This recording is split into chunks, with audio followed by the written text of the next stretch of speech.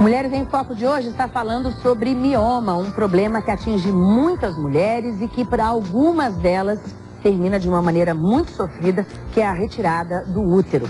Eu estou aqui conversando com um médico que é do Hospital Albert Einstein, não é, doutor? Além disso, é o único brasileiro, não só brasileiro, é o único médico da América Latina que pertence a uma organização Fellow da Society of Interventional Radiology. O senhor é um radiologista, né?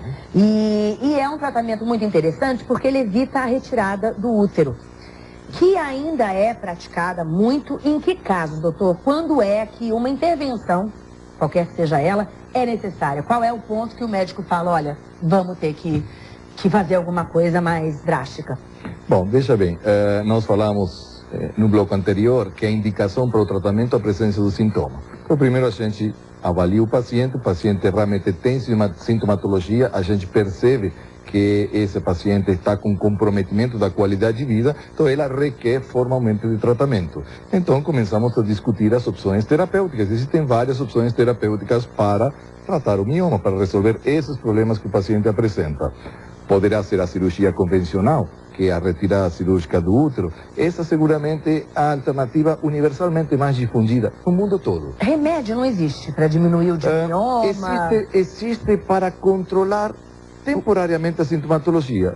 Eu dizia no bloco anterior que o mioma cresce por ação de estímulo hormonal. Eu posso dar um outro tipo de hormônio para bloquear esse estímulo hormonal e vou conseguir que o mioma regrida de tamanho. Mas o dia que eu suspender esse medicamento, o mioma vai crescer. Então, na verdade, é como empurrar a coisa com a barriga, literalmente. Entendi. Então, aí a maioria acaba optando pela retirada, vamos exterminar o problema. Exatamente. Principalmente se é uma mulher que já completou a sua paridade ou não deseja mais ter filho. Então, o pessoal, em geral, tem sido bastante liberal na indicação da histerectomia, que é um tratamento definitivamente curativo para o miomatose, mas é obviamente um tratamento cirúrgico formal, requer anestesia geral, requer internação de vários dias, convalescência, um período de recuperação que pode se estender por 30, 40 dias. E como você falava, né, Edileuza, exatamente, tem que ficar parada 40, 50 dias, e mais do que isso, né, doutor? E Edileuza, eu quero saber de você que passou por isso. Sim. A possibilidade da retirada do útero, por mais que você não queira mais filhos, ou nunca tenha querido filhos, para uma mulher, como é que é? É um transtorno, é uma agressão física da própria natureza da mulher, né? Que acredito que nenhuma mulher queira tirar uma parte do seu corpo, a não ser que ela não tenha nenhuma opção. Entendi. Né? Então, é parte da feminilidade mesmo. Por mais que a gente não use para nada. Mais que a gente né? não use, mas Exatamente. É o que nos diferencia também, né? E existem muitos conceitos, muitos dogmas associados à presença do útero, né? Tem mulheres que quando perdem o útero acham que o parceiro não gosta mais dele, acham que já não são mulheres como eram antes. Psicologicamente é um efeito muito, né? Até vários estudos relacionados ao impacto emocional que a retirada do útero pode acarretar, pode provocar na mulher. E essa alternativa da embolização? Como é que surge isso e o que é isso? Veja bem, você sabe que na medicina muitas coisas acabam sendo descobridas por casualidade, né? Então, há muitos anos atrás, na França, existia um ginecologista que se preocupava muito porque quando você faz a cirurgia para retirar miomas, há muito sangramento, né? Então ele pensou, vou fazer o seguinte, vou fechar as artérias primeiro para operar sem sangue, operar mais fácil. Então ele pegou um grupo de mulheres, mandou primeiro a fechar as artérias por essa técnica de embolização, que aliás é uma técnica muito, muito antiga, né, para depois operar. E o que aconteceu com essas mulheres? Depois que fecharam as artérias, não voltaram, porque elas melhoraram. Então, opa, o que aconteceu? Vou investigar o que acontece com a embolização. E aí ele observou que a embolização era um método suficiente para controlar de forma definitiva os problemas causados pelos miomas. Por que o que, doutor? É como se fosse esse mioma, ele está sendo alimentado... Pelo sangue, exatamente. Qualquer tecido. Eu vou lhe fazer a analogia com ataque ao coração, um infarto do miocárdio. O que acontece se o paciente que tem um ataque ao coração, ele sente uma dor. Por que sente uma dor? Porque o sangue não chega, a artéria se entupiu, naturalmente, né? E quando se entupiu, não passa sangue. O que acontece com o músculo do coração? Ele morre, né? Causa que nós chamamos de isquemia, de necrose. nós fazemos exatamente a mesma coisa no útero, mas de forma intencional. Com que objetivo?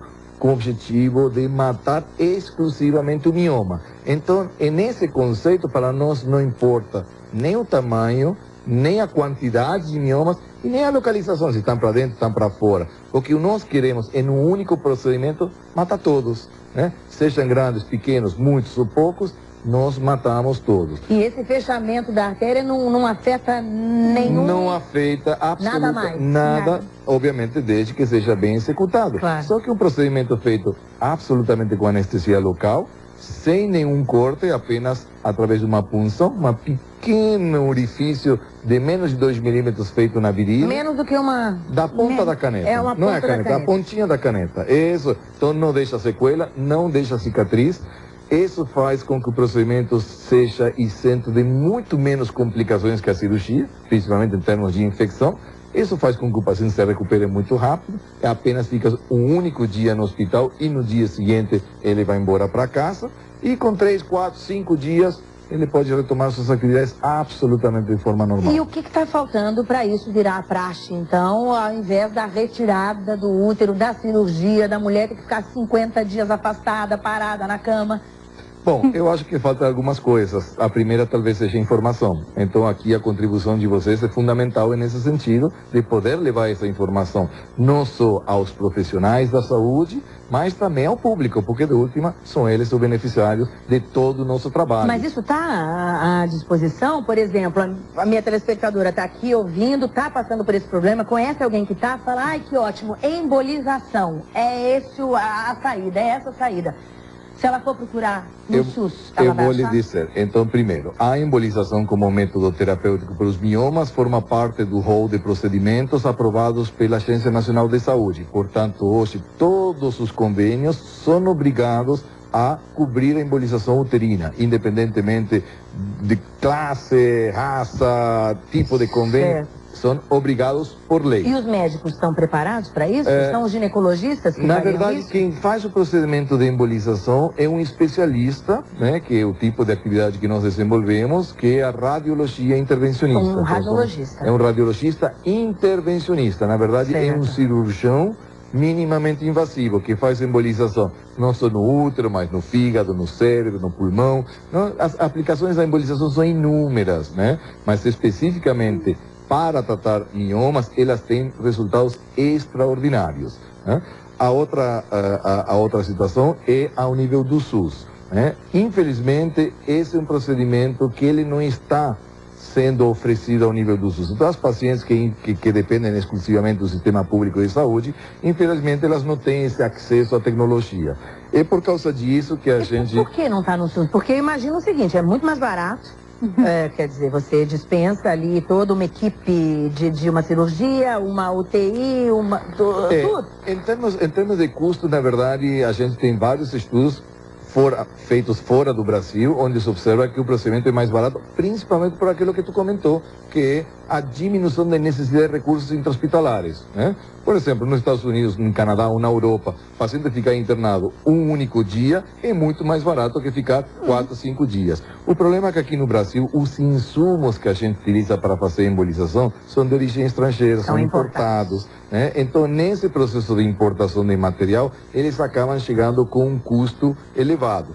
Por outra parte, como é uma técnica que não é muito difundida, ela é pouco aplicada, então, né, o custo é maior. Obviamente, na medida que isso se torna mais popular, as companhias, os próprios hospitais, aqueles que ganham com os serviços médicos, eles tendem a reduzir essa margem porque ela é aplicada de forma mais massiva. Então, é isso que nós queremos. Na medida que for mais popular, seguramente vai diminuir o custo. E é por isso que vai acontecer um simpósio esta semana na cidade de São Paulo para discutir a embolização com suas diversas possibilidades de aplicação, né? Como disse o doutor, não só no caso dos miomas, mas também no útero, né? Mas em tantas outras partes do corpo para resolver outros problemas. E a gente vai para o intervalo, na volta eu vou querer falar um pouco sobre esse simpósio e também sobre o serviço gratuito que o senhor desenvolveu, que vai ser apresentado o resultado dessa experiência, inclusive que você também participou, Edileuza, vai ser apresentado o resultado dessa experiência. E é sobre isso que a gente vai querer falar já já. Sai daí.